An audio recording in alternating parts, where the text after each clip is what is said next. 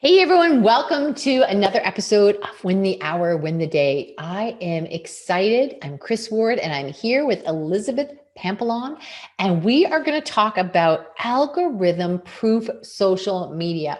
That sounds like something I need to know. Elizabeth, jump in, tell us where we need to start. Let's not waste a moment.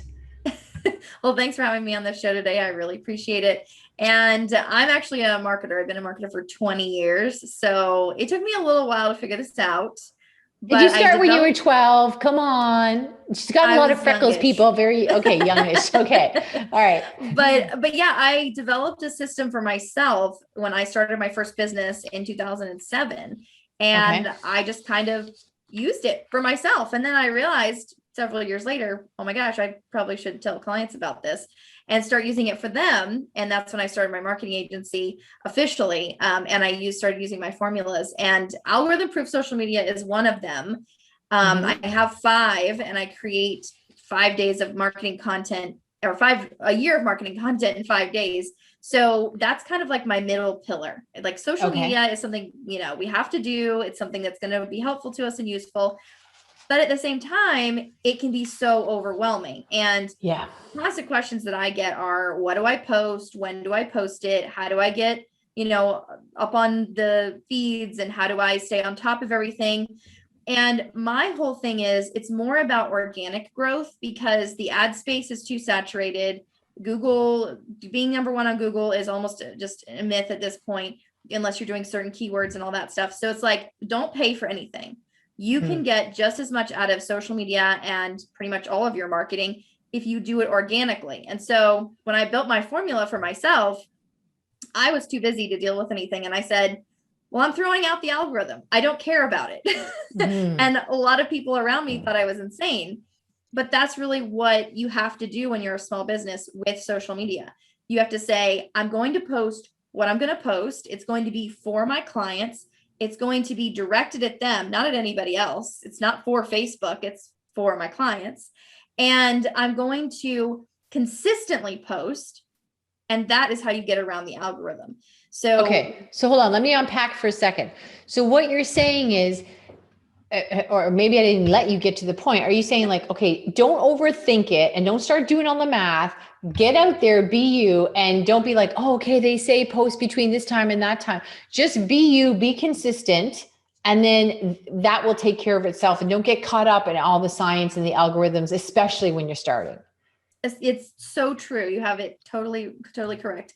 And when people start out, they have this like fire, and they're like ready to go, and they're posting every day or whatever that interval is for them. Mm, And then they fall off the wagon, right? Like in yeah. January, everybody's posting, and then like by April, nobody is. And Yeah. so what I try to get people to do is, if you can create a year's worth of content first, because there's always going to be something that you're going to need to say. There's always those evergreen pieces. There's always that stuff that your clients are going to consistently ask you. There's always going to be the education that new people need to hear because they've never heard what you're saying before. Oh, okay. And all of that stuff can be packed into a consistent daily or weekly post, that now you have a whole year's worth of content running for you. And I find a lot of people will do social media, and then they'll say, well, it's not working. Mm, And it's not working because it may not even be their social media that's the problem. It may be mm, their brand that's the problem. Maybe their brand okay. is turning people off, or they're not Okay. using it in their social media, Right. or Okay. maybe Hold their brand. So let's slow down because I don't want to give Yeah. you, I don't want to give us more problems than we can manage in 20 minutes. So I think the first thing is that I constantly talk about like, it's like a tub dripping water, and it would drips, you're going to fill the tub. But I know for all of us, when when you're working and you're busy and you've got other things happening, you think, okay, I got to start being more active here or there, whatever it is. And then because in your mind, it's taking away from the pressing work in front of you, then you don't get these roaring results that, if you see one more 12-year-old on TV that's become some mega mega superstar making millions of dollars, and you're like, what, they're unboxing toys. So then you get all discouraged when your legs go from 2 to 10 to 12, like, I'm doing something wrong. But it does take time for that drip campaign, right? And so you can't just abort and decide that nobody likes you and take your toys and go home. That's lesson number one, right? Yes. And then lesson number 2 is when you're putting that out there, I guess it may be your brand is where you're going next, but at the same time, that also gives you an opportunity to test your messaging and to figure out, oh, okay. Because with no matter what you're talking about, there's subcategories within that. Like for me, with Win the Hour, Win the Day, we're all about stopping entrepreneurs from working so hard. And how we do that is essentially helping you create your win team, your what is next team. And we also lean heavily into what we call our super toolkits, which kind of like SOPs, but standard operating procedures were meant to cover liability, and they're never created by the end user, right? But there is some aspect of that that's about productivity. And I thought at first people would want to really hear about productivity because I could give them amazing hacks to clear stuff off their desk so that they could have time to do this stuff. But what happens is when I don't want to say lecturing people about productivity, but what happens is they're already stressed out, and that's not, now you're just sort of, it's up to them to make a change. You give them a solution. If they don't make the change, you just beat themselves up and then you can't move on. Whereas if I can say, look, here, let me help you with your team, I can take them from pain to less pain really quickly. So I had to learn that, initially people would ask me for productivity hacks and I would think, oh, okay, I can give you those. So I thought that's what they wanted, but it was short-term conversation and they easily got overwhelmed. So that was my messaging was off task. And so I explored that. So if things weren't connecting on Facebook or whatever platform, it's like, oh, she's just going to talk about productivity again. Does that make sense? And that's where your brand, people think that brand is just a logo, and that's really not the case. It is so much more than that. It is your message. It is your mission, your vision. It is your soul of your company, the emotion that your company brings when someone sees it, hears about it, is told about it by another person. And so, when we talk about brand, it does include that message. And if you have to revisit that brand, the whole thing, it could be that your colors are off. It could be that your name is not right. People don't get it. It could be that your messaging is off. Okay. And so once you fix that, if you're not seeing traction in social media and you're being consistent, that may be the issue. You go back to that brand and fix that first. Then the other thing about social media is it's a dead end unless you have somewhere for all that stuff to go. So unless you're pushing people back to a website where a sale could happen, a call, a funnel, a contact form, any kind of funnel there, then or any kind of purchase even, then that makes it not the dead end. But if you just do social media for the sake of social media, you can easily run into a dead end there. So having your brand solid, having your website reflect your brand and that message, and then have your social media flow back into your website, those 3 pieces really have to work together. Okay. So I want to unpack them just a little bit because we're really passionate here about making sure these are things we could do right away versus, if your brand isn't working, where the hell do I start with that? How do I know? So I think for you, one of the key indicators is if you are consistent and you're doing the work and you don't take your toys and go home and you're like, oh, it's not growing at the rate you'd like to, then you can explore by maybe talking to your customers or ask the people who are following you, just start asking a lot of questions. What do they like? What are they getting from it? Whatever, just start asking questions and you'll get an idea that maybe your messaging and your brand is off. Yes. And if you have that customer base or some kind of email list, even doing a poll, doing a 3-question poll, a 3-question survey that just says, here are the 3 things that I'm going to try and put out. Okay. And then a question that says, oh, and what would you like as an other option? And then you'll see where people are going to fill in. And I've actually done that several times and seen that people have actually said, I've said, here are the 5 options I'm offering. And here's the other box. You can write whatever you want. And a lot of people write the things they want, and it's stuff that I never would have thought of. Okay. All right. That's a good point. All right. And then we want to remember that we all just so passionately drive to social media thinking it's all about being liked and, all this stuff that we're looking for validity there. But unless we do something with that, it's no benefit to be popular. Popularity does not put groceries on the table, right? Yeah. So there has to be a strategy that they move somewhere. They go into a funnel, they go to your website, they pay somewhere. So you have to, and again, we've all heard this and we cannot hear it enough because that like, oh, okay. All of a sudden, never mind if the people say, well, what if something happened to Facebook tomorrow or LinkedIn tomorrow? Never mind that. sometimes they just kill you dead. I've had more business people who are like, oh, I've been wiped off the earth. And it's very unsettling and upsetting when somebody just wipes out 10 years of your life. And, like, and of course their customer service exceptional. No one will ever explain to you what you did wrong. So you do want to have those relationships off that so they can turn into something. I think that what COVID has done to marketing, someone asked me if COVID had changed marketing. And I said, no, it really hasn't. I think it's actually just solidified the fact that marketing has to be diversified. And that we were putting all of our eggs in one basket or another up until that point, and then realizing we can't just worry about our brick and mortar. We have to also be online. We can't just say, I get all my people from networking events in person. I have to do that differently now. So I think that marketing is definitely, even though good marketers would tell you diversify, but it's really become more apparent now that you have to have an email list that's pretty solid. You have to be funneling people into that. You have to have your website that's solid. You have to have good social media presence. You have to have maybe a blog that's running to get that out through SEO and things like that. So I think that the diversification has been a huge piece that people have really woken up to. Okay, so diversification and consistency. So we're talking about consistency, moving the funnel. And was there a third thing I missed? Was I not paying attention?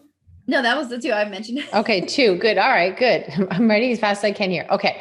So what else do you feel that we overlook as far as this all goes? What's out there that we're just not paying attention to? I think people do their brand, they get their message down, they get their website, and then they do the social media and they stop. Okay. And then years later, they come back and say, oh, I think I should have an email list, or, oh, maybe I should do a podcast, or maybe I should do these things.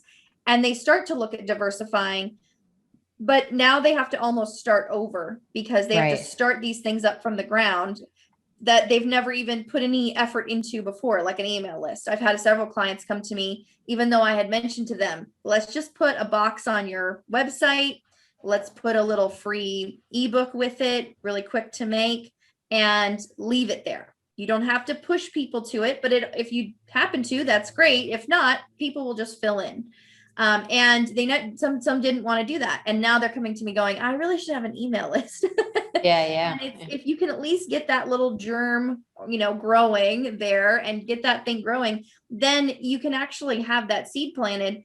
And then if you decide later you want to make it something bigger or better, or, when I was going on the 100 podcasts last year, I needed somewhere to send people. I couldn't just be like, go to my website, everything's there, right? I needed to give them something. And that was a great piece to have, even though I hadn't utilized it a lot previously. Now it was the opportunity. I was in front of people and said, hey, here's my pro toolkit, go and get it, whatever it was that I was giving them. Okay. So I'm going to say something that's horrible. Should we not know some of this stuff by now? Yes, but we get in our comfort zones and we stick with what we like and what we know. And the other stuff falls off the side because we do get busy. We do have our passion for our business. Marketing is not all of our passion. No. and you are right. What I find sometimes too is, like, even just this morning, I had to go in, I was having trouble with something on LinkedIn. I had to change something, whatever. And so I ended up in the back area of LinkedIn that I hadn't been in a while. And I was like, oh, that website is outdated. And we do stuff like we do what we call audits monthly on different things that we have so that my team can go and take a look at it with fresh eyes and go through the list and make sure all the links work and stuff. Because you don't know that things have broken or that there's been an update somewhere, no fault of your own. So I thought, oh, I'm on top of everything because everything is very organized. But all of a sudden you just fall into a room somewhere online that you hadn't been in a while. And you're like, well, not that I think it was squashing, millions of traffic goers to me, but still it was misinformation, which I always say misinformation is worse than no information. So I guess what you're saying is, whatever the flavor of the month is, you get caught up and you forget. I constantly say, oh, I forgot I knew that. Right. So the big thing is, oh, we're all of a sudden we're all pivoting over here because of this, or everyone's running to Clubhouse. And then you're like, okay, what do we have a good opt-in? When we make that relationship, we have to give them something to opt into us. Right. Yeah, absolutely. And I think that as people do things like Clubhouse, they're just doing it, like you said, to do it. They're not looking at it as that opportunity to go, and I have an opt-in, and so what I've tried to get people to do is say, let's say there's 5 parts of your marketing, and you're going to start going on a podcast, or you're going to start your own podcast. Basically, you need to build into that new process. If you're going to go on Clubhouse, if you're going to, whatever that new process is for you, you need to make sure that all of your marketing, all pieces of your marketing are being touched as part of your process. So you're going to, at some point, say who you are. That's your brand, right? You're going to, at some point in these interactions, tell people about your website. That might be a link somewhere. At some point, you're going to say, we're on Facebook, we're on Pinterest. Another point, you might say, hey, I wrote a blog about this. And you're going to talk about the blog post you wrote. And then at another point, maybe at the end, you're going to say, oh, and I have this opt-in on my website. Here's the link. So I've just touched all 5 pieces of marketing, of my main pieces of marketing, brand, website, social, blogging, and email marketing, as part of my process when I go out and speak to someone, when I go to a networking event, when I go to Clubhouse, are you talking about that is. Doing them all at the same time, giving people 5 options, or making sure you touch one of them? Making sure you actually touch all of them in that interaction. So you're going to tell people your name and who you are. That's your brand. You're going to probably say your website at some point, or it's going to be a link somewhere like in show notes or something. So that's already kind of done. And you might be on your business card if you hand it to them. So that's done. Okay. Then your social, someone might, say, hey, are you on Facebook? Let me like your page or whatnot. And then you're going to say, maybe you have a blog post about something, you could throw that in if it's relevant. And then, of course, at the end, throw in that, hey, we have this opt-in, go to our website for this free thing you can get. So you're really using all 5 pieces of your marketing in one interaction. Of course, when they make sense, some of them may or may not make sense for that interaction. But if you do utilize them, you're getting that diversification, and you're allowing someone to pick up on whatever trigger that they want to pick up on, whether they're like, oh, blogs are my thing, I need to read that blog post, or they say, oh, I'll take the free stuff, or they're just like, I want to see what their website looks like. Their card's pretty cool. I need to check this out. So whatever that makes sense for that person, you're kind of giving them these 5 areas to trigger them in some way to move towards you. Okay, that makes more sense, because what I find doesn't work on the show here, or when anybody on any podcast, and they say, okay, where can people reach you? And they go, blah, blah, blah, blah, blah, and they list like 14 places. And I'm like, okay, nobody can, like, even putting all those notes in the show notes, it's too many options, right? A confused buyer just does not buy. Right. And that's why you have to spread these things out across your whole process. So if I'm going to speak on a podcast, I'm going to say who I am, what I do, branding, right? My website, maybe throw that in there. And then I'm going to mention things that I've done. I'm going to say, like, I was on 100 podcasts. Now you might go, I need to look this girl up. Why was she on 100 podcasts? Let me look up her name. And then you're going to see them all. And so there's these different aspects of marketing that I've touched on for myself that would make you go and look me up, or look up those things that I've touched on almost all 5 of my pieces so far. Gotcha. Okay. So let's circle back a little bit here. And I know you take great pride in showing people how to get 12 months of social media done in a day. So can you give us some tips on that? Because everyone thinks it's the beast that they just can never satisfy. You just can't keep feeding that machine. That's the overwhelming part. Well, I believe if you have 3 to 4 posts a week, that's consistent enough. You don't have to have a post every day. You want to look at your analytics of previous years or previous months to see when they should be posted. That's going to be per individual, per company. So you want to look at that on your own. You can also look up, if you don't have any data, you can look up online and see when the best times for your industry are. Okay. And just thinking about the lifestyle of your customer is the timing for that. But 3 to 4 times a week is best. Okay. Then you want to break that down. When I sit with customers, I break it down into 3 months, 6 months, or a full 12 months. Okay. And we take those 3 or 4 posts, we systematize them week by week, and then we create the posts that go for those weeks. So we might write 2 sales posts per product or service and put those on repeat once a week. Oh, really? Okay. So if I have 10 products, I might have 20 posts about all my products and services. I'll run through them all once, and then I'll run through the second post once. That's 40 posts. and then I'll start them over again. Okay, so hold on. So most of you guys out there, like myself, you're service-based entrepreneurs, right? So we're coaching, whatever, stuff like that. So we don't have widgets and products. Most of us don't. So in my case, services. So in my case right now, we're going to be doing this masterclass. We're going to be giving away a lot of phenomenal information about really super toolkits, how you should be what I call the 60-40 win formula. That most entrepreneurs are in 80% administrative mode, the web of admin. And we always teach them to be 60% in creation mode and 40% admin mode. Okay. So now we've got posts where I talk about different things, like maybe you're working crazy hours, maybe you're doing this, or you're chasing other things that are not the good fit for you, like software. Oh, if I have this software. So we might have posts where the end point is join the community, come to our group. We're going to be doing this phenomenal masterclass. Are you saying, would I take that exact same post and then put it up again next week, or recycle it? Like the repeat part, how frequent and how exact? So even with your thing you're doing now, this new program you're doing, you also have other programs, I'm sure, or other coaching sessions. I could do a one-on-one session. Like you have other sessions that are kind of static. They're always there. They're always available, right? Yeah. So I would say those are also your products or services. Okay. So I would also bring some of those forward. So for example, when I do my products, I have my 5-day session. That's one. Okay. And then I have some alternate sessions and I have a coaching session. Those are always out there. I don't talk about them so much, but they're always hanging out there. So, and when I do new things, like a new program comes along, a 6-week program, whatever, something short, that is considered a separate event. So I don't typically throw those in unless they're going to stay within my consistent number, packages. And inventory. Like right. So I will focus on the things that are static for this year-long project that we're going to create all this content. The other stuff is going to be what I call the more the merrier. It's if you have more stuff to post, let's say you're a realtor and you're like, I don't know what houses I'm going to sell in 6 months. That doesn't matter. You always have stuff to say as a realtor. You always have a service to sell as a realtor, and you want to write enough posts. So you might only say, well, I'm a realtor. I only have one type of post to put out, only one service, right? So I'm going to write 2 posts. No, then you would write like 6 because you only have one service. You're a realtor. You help sellers or you help buyers, right? That's kind of your thing.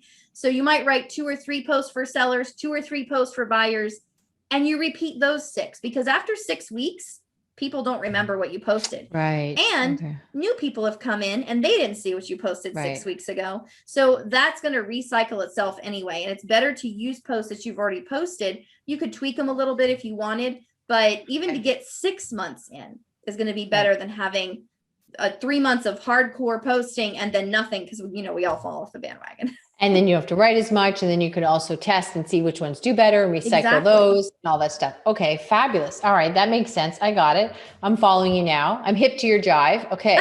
All right. So we've got a couple minutes left. What's the last big thing you feel like is overlooked that we should really pay attention to? Well, definitely the sales post, which we just mentioned. A lot of people forget to sell. They always do so much other type of posting that they forget to sell. But also to put in educational posts.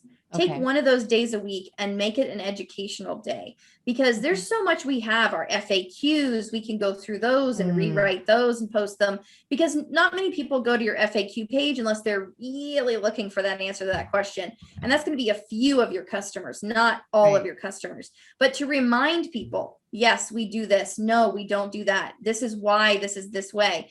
And so bringing some of that great content from that FAQ page or from your blog and making them small posts and repeating those throughout the year, whether it's 10 or 20 or 30, then you could do 27 posts, and that's 6 months worth.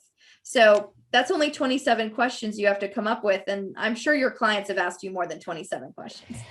Yes. And that happens to so many of us. And you look at the ceiling and go, oh, what do they ask? Right. So even if you just have something on your phone or somewhere, we just keep adding those questions to the list. So then you have them there, because it all, you get all these questions, but then when you have to sit down and write something, you're like, right. Yeah. Oh, I can't think of it. I'll do this tomorrow. So, okay, perfect. All right. Powerful points. All right, Elizabeth, in case no one didn't tell you today, you're awesome. And where can people reach out and find more of your brilliance? Well, you can go to getabsolutemarketing.com, and I have 2 free things there. One at the top of the page and one at the bottom of the page. I have a free pro toolkit, all the tools I use every day. And then I have a free membership community, and I'd love to see people there. Okay. Awesome. Sounds great. Okay. I'm writing that down. So I'm going right after the show. Okay. Everyone else, we will see you on the next episode. Thanks so much, Elizabeth.